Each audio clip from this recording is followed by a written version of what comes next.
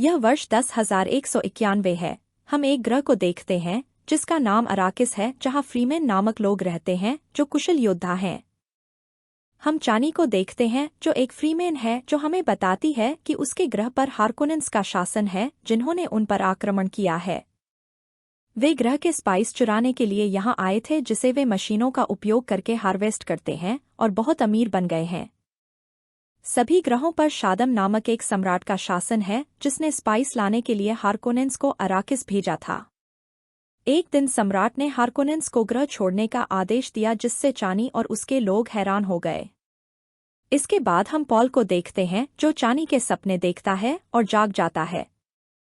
वह कैलाडन नामक ग्रह पर एट्राइड्स के घराने का राजकुमार है और अपनी माँ रेबेका से मिलता है।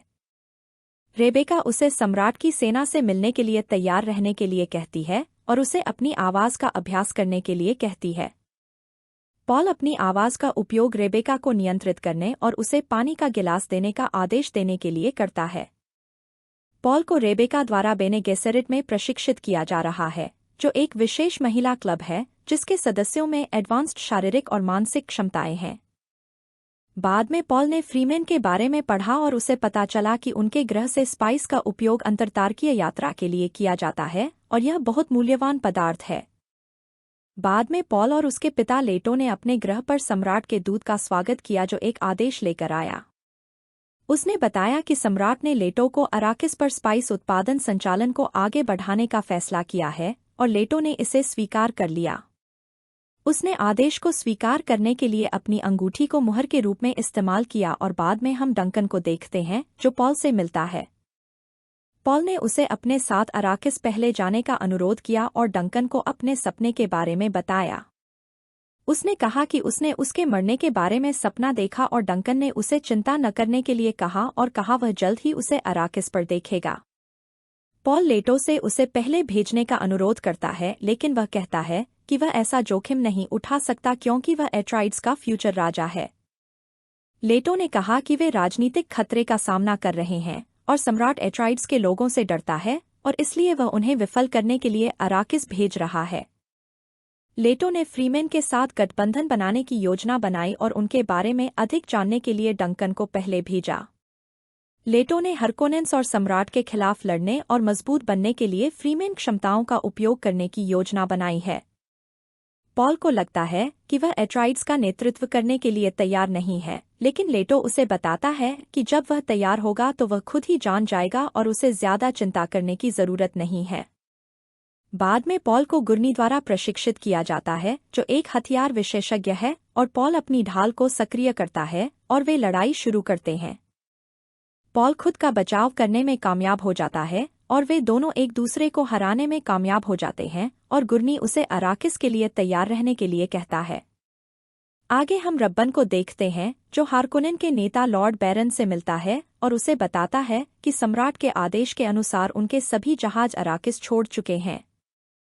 रब्बन जाने से खुश नहीं है और बैरन उसे बताता है कि सम्राट एट्राइड्स की बढ़ती शक्ति से ईर्ष्या करता है और यह उनके लिए एक उपहार है।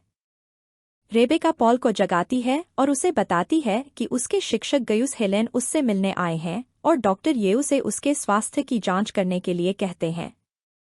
येऊ उसकी जांच करता है और कहता है कि पॉल ठीक है और हेलेन पॉल के सपने के बारे में जानने के लिए यहाँ आई है। जब पॉल हेलेन से मिलता है तो वह उसे पास बुलाने के लिए आवाज़ की शक्ति का उपयोग करती है और उसे अपना हाथ एक बॉक्स में रखने के लिए कहती है। वह उससे कहती है कि वह अपना हाथ बक्से से न हटाए, जिससे उसे बहुत दर्द होगा, अन्यथा वह उसे जहरीली सुई से मार देगी। वह अपना हाथ बॉक्स में डालता है और बहुत दर्द सहता है और हेलेन उसके भविष्य के बारे में कुछ अनुमान लगा पाती है। वह परीक्षा पास कर लेता है और अपना हाथ हटा लेता है और हेलेन कहती है कि वह काफी शक्तिशाली है क्योंकि वह जेसिका का बेटा है। वह उससे उसके सपने के बारे में पूछती है और उसके भविष्य के लिए शुभकामनाएं देती है और वहां से चली जाती है। वह जेसिका को बेटी के बजाय बेटे को जन्म देने और फिर उसे उनके गुप्त वॉइस कंट्रोल के बारे में सिखाने के लिए डांटती है। हेलेन कहती है कि पॉल शक्तिशाली है, लेकिन वह क्विज़ैट्स नहीं है, जिसे द वन भी कहा जाता है, और उनके पास कई अन्य व्यक्ति हैं जो आदर्श हो सकते हैं। पॉल उनकी बातचीत सुनता है और उसे पता चलता है कि बेने गेसेरिट ने वन बनाने के लिए रक्त रेखाओं को क्रॉस ब्रीडिंग किया है। विज़ेज सभी अतीत और भविष्य को देखने में सक्षम होगा और सभी को बेहतर भविष्य में लाएगा और शासन करेगा। वे सभी अपनी सेना के साथ अराकिस पहुंचते हैं और फ्रीमेन पॉल को देखने के लिए उत्साहित होते हैं और उसे लिसान अल गालिब कहते हैं। पॉल अर्थ पूछता है और रेबेका कहती है कि फ्रीमेन उसे लिसान अल गालिब के रूप में सोचते हैं, जो उनका मसीहा उन्हें बाहरी अंतरिक्ष से बचाने आया है।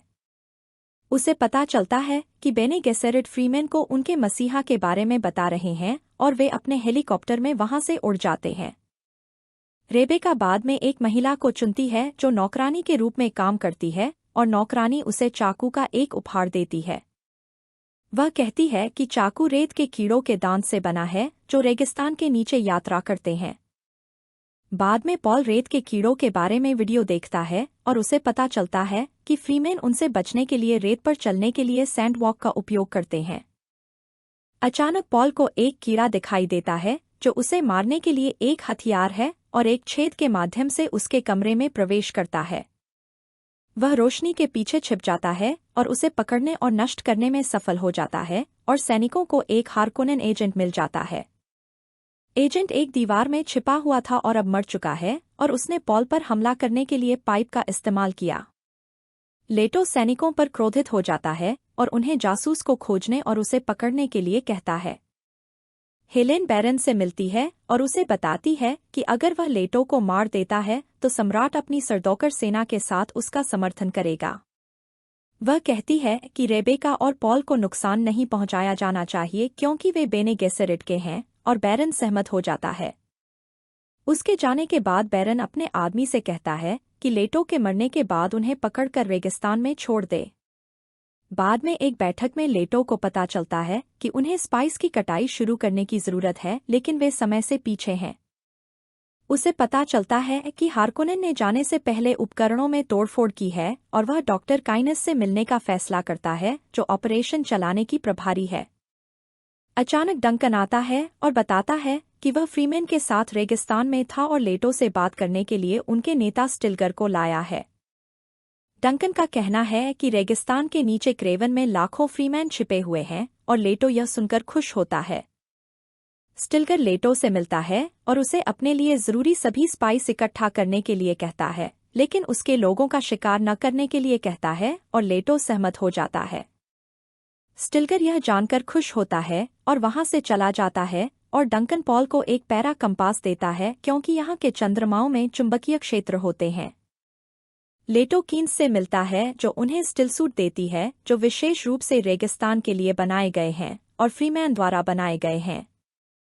वह सूट की जांच करती है और बताती है कि सूट पसीने को पानी में रिसाइकिल करता है और सूट बाहर जीवित रहने के लिए जरूरी है। वे स्पाइस के खेतों की जांच करने जाते हैं और एक हार्वेस्टर को स्पाइस निकालते हुए देखते हैं। काइंस बताती है कि कोई भी आवाज रेत के कीड़ों को आकर्षित करती है और अचानक लेटो को एक सैंडवॉर्म हार्वेस्टर के पास आता हुआ दिखाई देता है।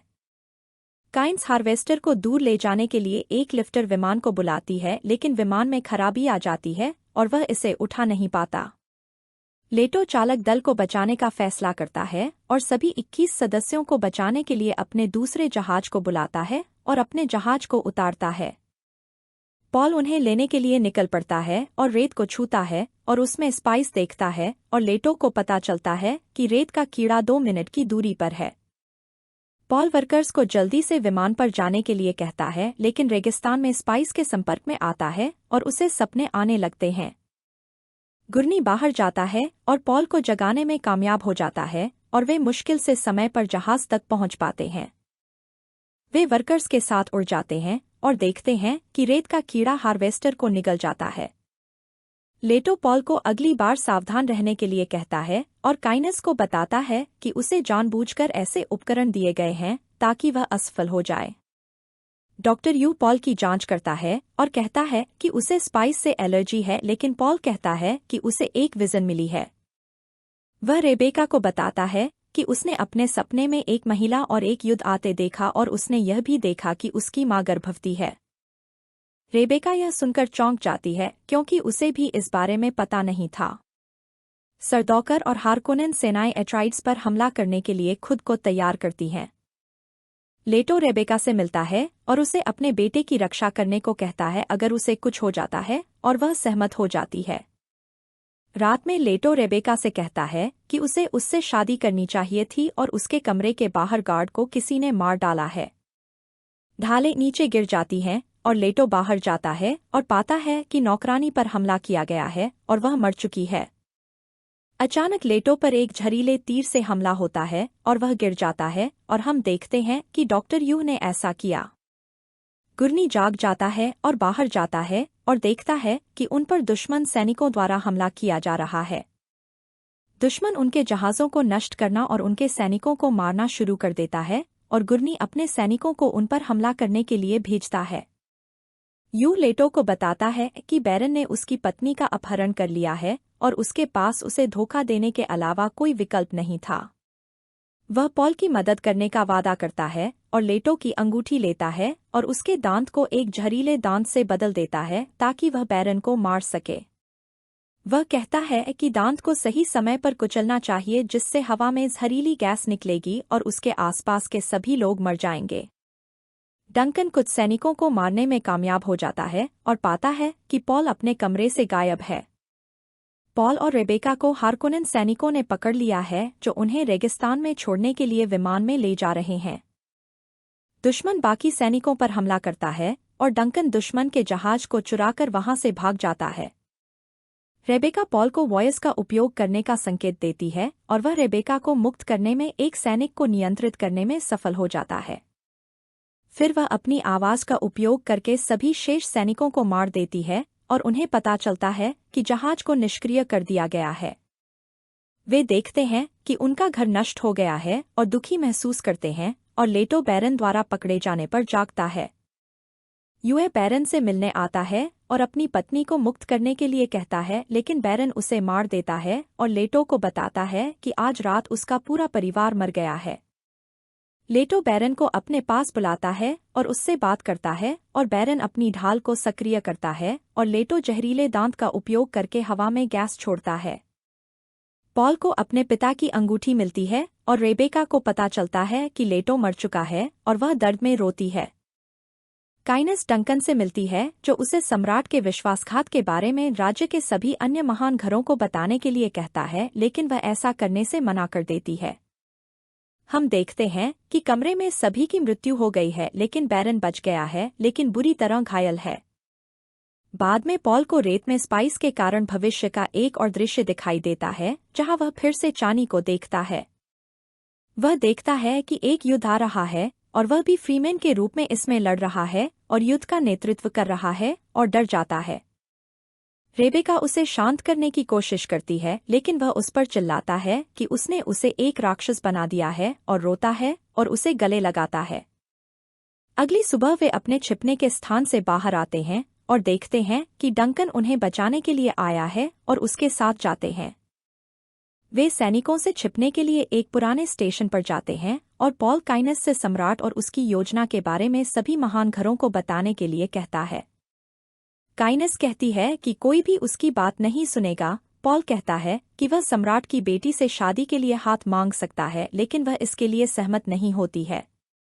हम देखते हैं कि सरदौकर सेना ने उनका स्थान पा लिया है और डंकन को यह एहसास होता है और वह उनसे अकेले लड़ने के लिए जाता है।